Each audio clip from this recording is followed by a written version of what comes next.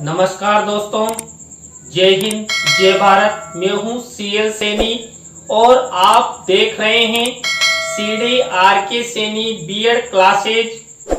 देखिए, आज की लाइव क्लास के माध्यम से हम जो आपका बीएड पाठ्यक्रम में पेपर है जेंडर, विद्यालय और समाज, इस पेपर के अंतर्गत मुगल काल में महिलाओं की स्थिति के बारे में हम आपसे चर्चा करेंगे कि मुगल काल में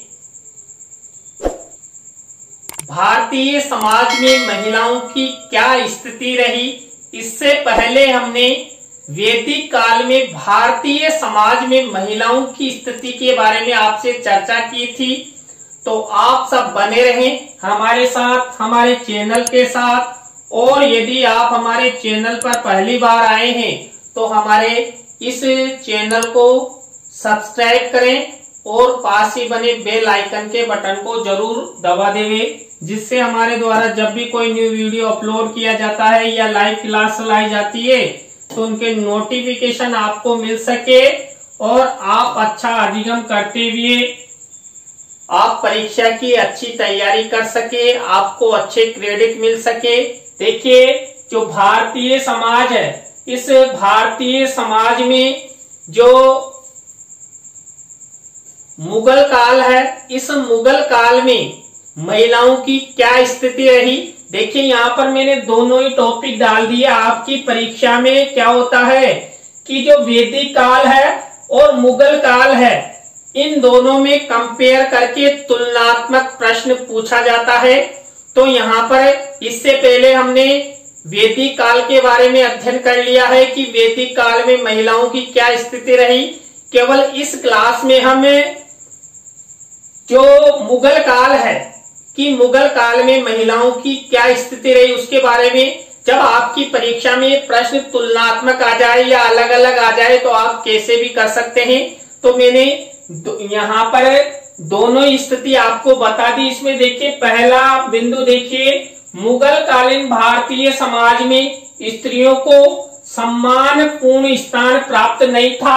उन्हें केवल मनोरंजन एवं भोग विलास का साधन समझा जाता था। देखिए, वैदिक काल में तो क्या होता था कि महिलाओं को पुरुषों से भी ऊंचा और अभिव्यक्ति की पूर्ण स्वतंत्रता थी, जबकि जो मुगल काल में, जिसे हम मध्य काल भी कहते हैं, इस मुगल कालीन समय में जो भारतीय समाज में जो नारियां थी, महिलाएं थी, उनको अच्छा स्थान प्राप्त नहीं था। उन्हें क्या समझा जाता था? केवल उन्हें मनोरंजन की वस्तु समझा जाता था और भोग विलास के लिए उन्हें यूज किया जाता था कि महिलाएं पुरुषों के लिए बनी हैं और पुरुष चाहे पुरुषों की मर्जी के अनुसार उन्हें यूज किया जा सकता है। तो ये पुरुषों की महत्वपूर्ण संपत्ति मानी जाती थी। महिलाओं को किसी भी प्रकार की कोई स्वतंत्रता नहीं थी। किसमें? मुगल काल में। इसी तरह देखिए, दूसरा बिंदु, मुस्लिम स्त्रियों में अनेक प्रकार की कुप्रथाएं प्रचलित थी। बुरी प्रथाओं के कारण स्त्रियों का जीवन जानवरों जैसा था।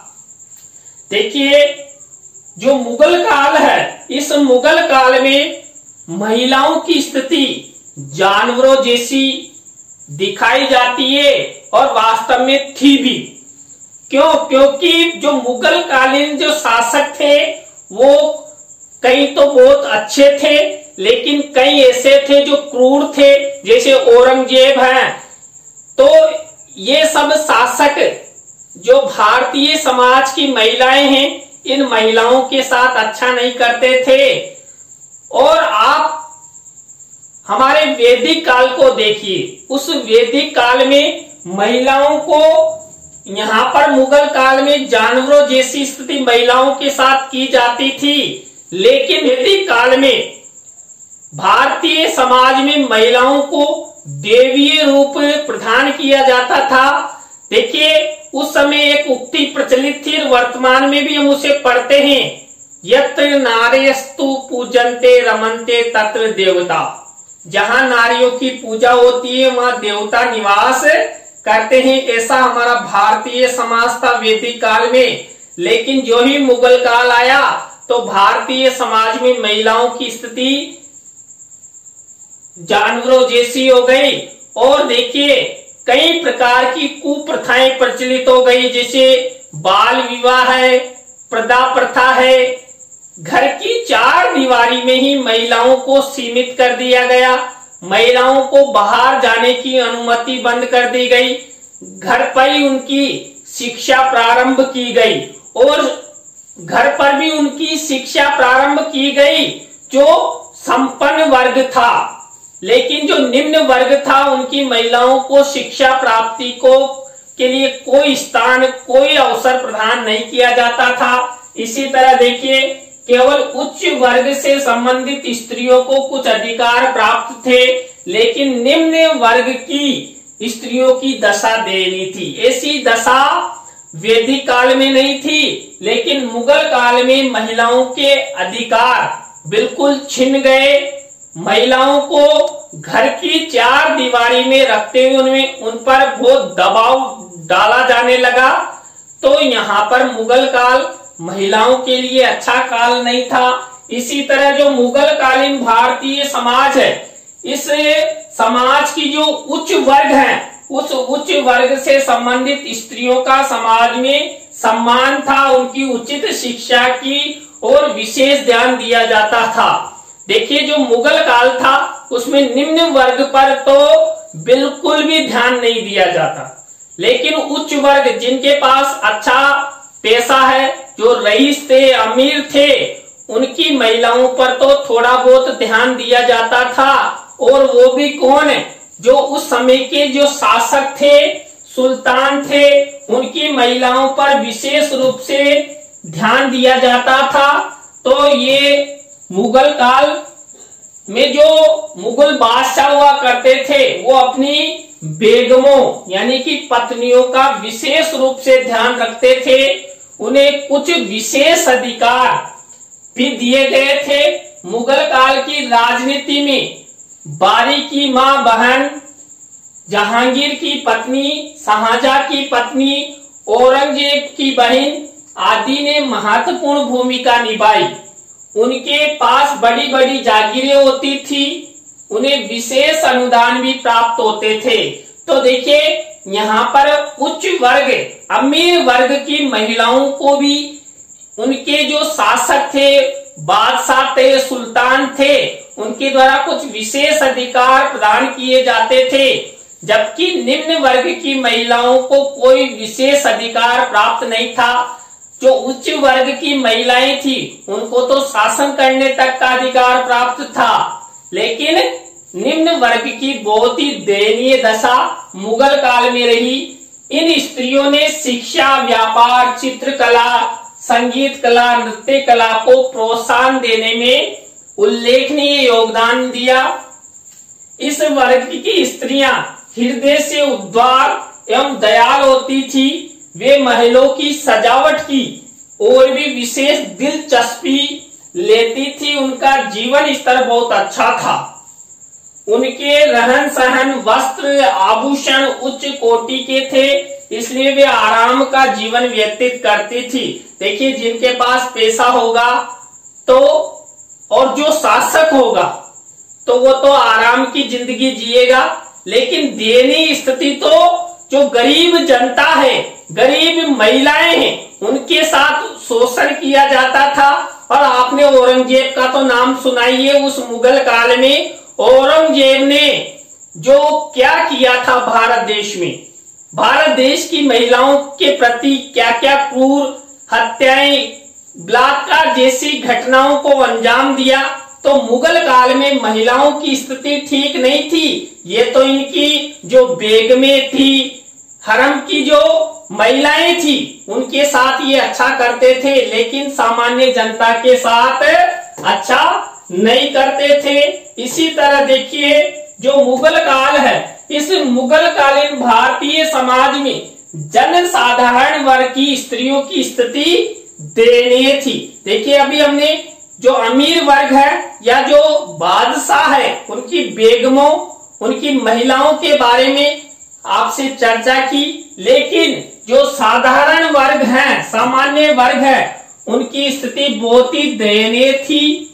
समाज में जो अधिकार पुरुषों को दिए गए थे, स्त्रियों को उनसे वंचित रखा गया था।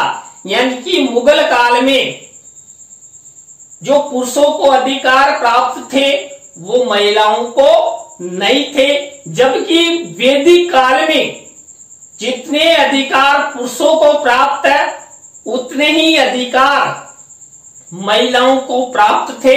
तो यही कंपेयर होता है कि भारत में जो वैदिक काल है और मुगल काल है, इसमें कई प्रकार का कंपेयर, कई प्रकार की तुलनात्मक अध्ययन हम यहाँ पर करते हैं। इसलिए आपकी परीक्षा में ये प्रश्न तुलनात्मक रूप से आता है।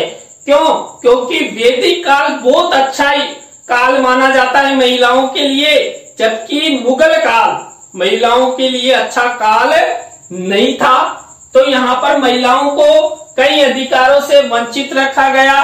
समाज में स्त्रियों की स्थिति पुरुषों के जूतों के समान समझी जाती थी। उन्हें केवल भोग विलास की वस्तु समझा जाता था। कौन से काल में? मुगल काल में। देखिए, जो मुगल काल था, इस मुगल काल में पुरुष वर्ग ने महिला का खूब शोषण किया। उस समय के जो बादशाह थे, उन बादशाहों द्वारा भी महिलाओं का बहुत शोषण किया जाता था। तो यहाँ पर उन्हें जूतों की नोक पर चलाने का प्रयास किया जाता था। बादशाह एवं अमीर वर्ग के लोगों ने बड़े बड़े हरम बनाए हुए थे।